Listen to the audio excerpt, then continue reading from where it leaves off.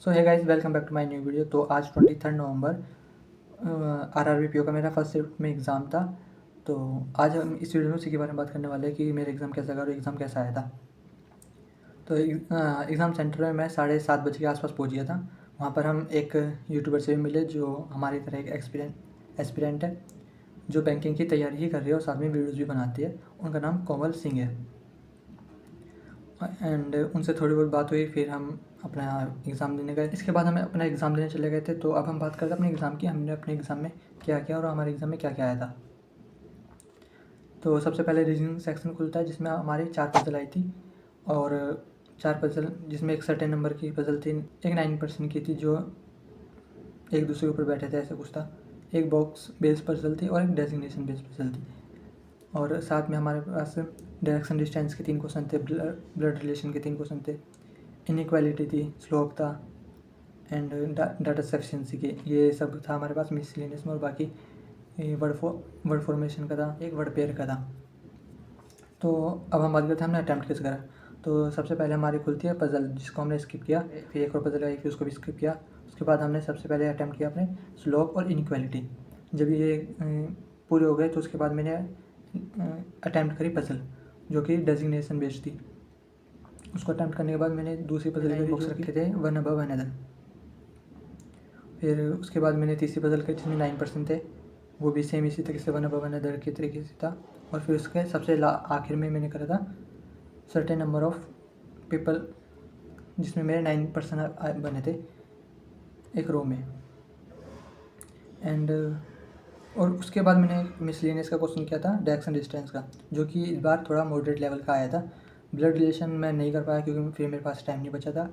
तो direction distance में 3 question थे, जिसमें मैंने 2 अटैम्प्ट कर लिए थे, पर एक नहीं हो पाया था।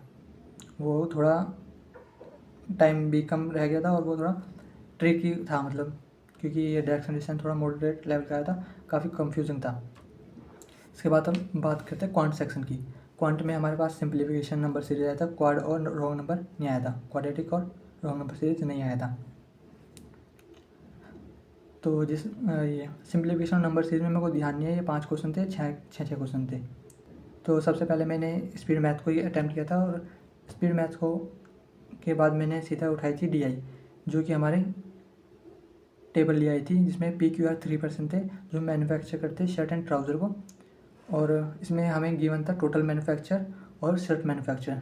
तो हमारे पास ट्राउज़र टोटल से माइनस करके आया था, शर्ट को टोटल से माइनस करके तो ट्राउज़र लिख के आया था हमारे पास। और उसके बाद हमको गिवन था शर्ट और ट्राउज़र का सोल्ड, कि उन्होंने कितने शर्ट और ट्राउज़र को सोल्ड किया है।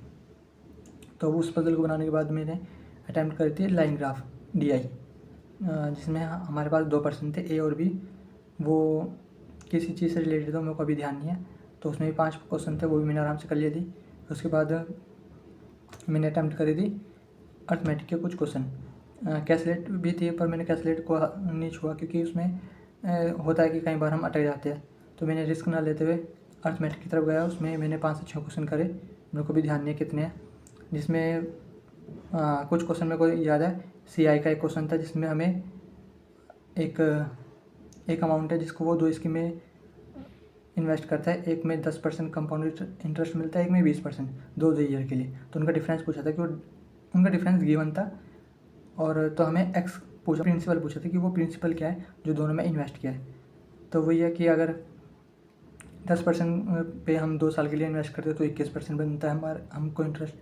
और वहीं अगर हम 20% को 2 साल के लिए इन्वेस्ट करते तो 44% इंटरेस्ट बनता है। तो उनका जो डिफरेंस था वो 13% था। फिर उसी के मल्टीपल में एक अमाउंट गिवन था, तो वहाँ से हमारा वो कट के 100% की वैल्यू आई थी, जो कि हमारा प्रिंसिपल होता है। तो वही पूछा था।